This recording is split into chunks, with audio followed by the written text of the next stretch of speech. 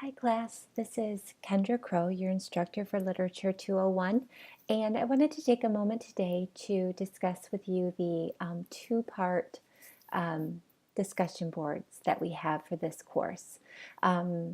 Every discussion board except for 1.2, which was our introduction board, is separated into two parts. The first part is the initial discussion board post, which you've already posted on week 2.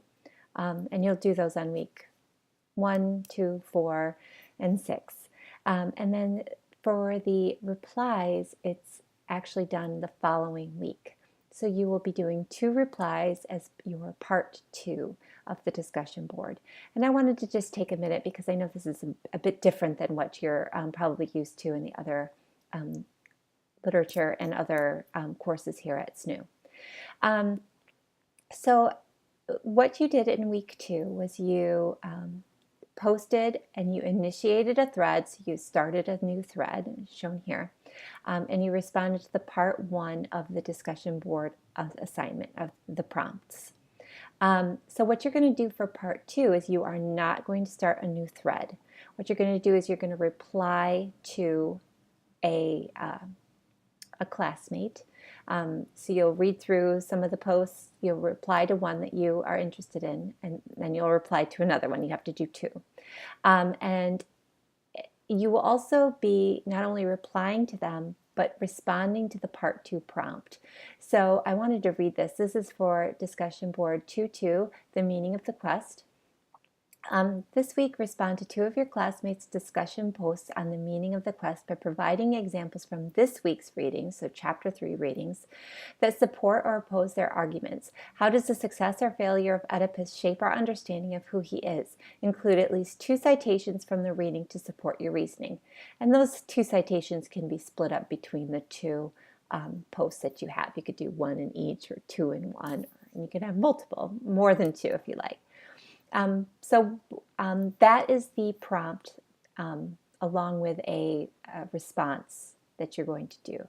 So let me show you an example. So what I've done here is I've posted a discussion board post as a part 1. I'm not going to start a new thread. I'm going to click on this post. It's going to bring up the post that Sally, I'm calling this Sally's post, has initiated, and this would have been in week 2. So I read through it. She discusses Gilgamesh and his failed quest. And so I'm going to then hit reply to thread. And I've already written the post, so I'm just going to post it here.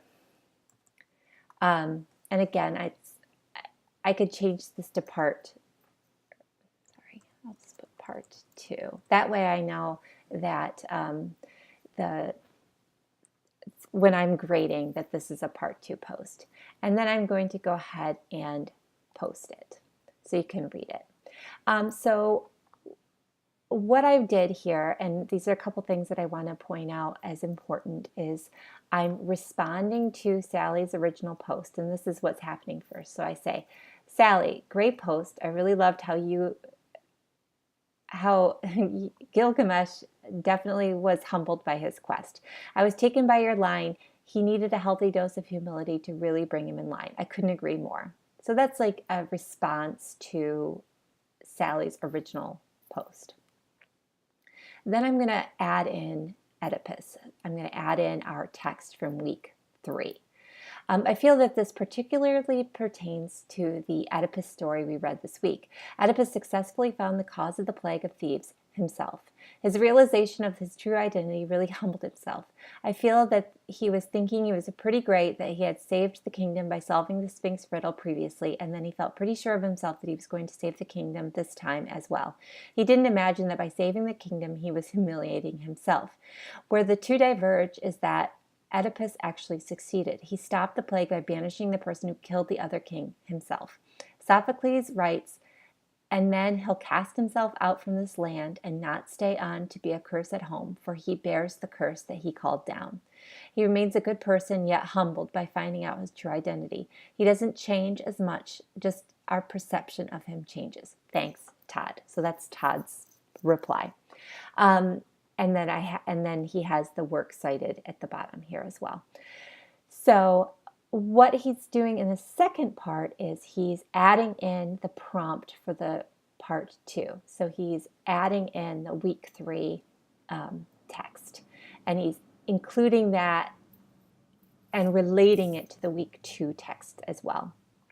And then he's also adding in a citation, a quotation from the text that supports these ideas for the week 3 text. So those are the 3 main points that I will be looking for in the part 2, is that you have responded to the original poster in some way, you're responding to the part 2 prompt, and then you're including citations if that is part of the requirement, which it is for this two discussion board, the part 2. So just be sure you're fully including all of those ideas from the part 2 instructions, and make sure that you're replying, not initiating a post for the part 2. And the part 2, you need to do 2 of these. I'm just showing you one, but you'll need to do this twice to complete the part 2. If you have any questions regarding this, though, please let me know. I know this is kind of a new process, so just let me know if you have any questions. Thank you.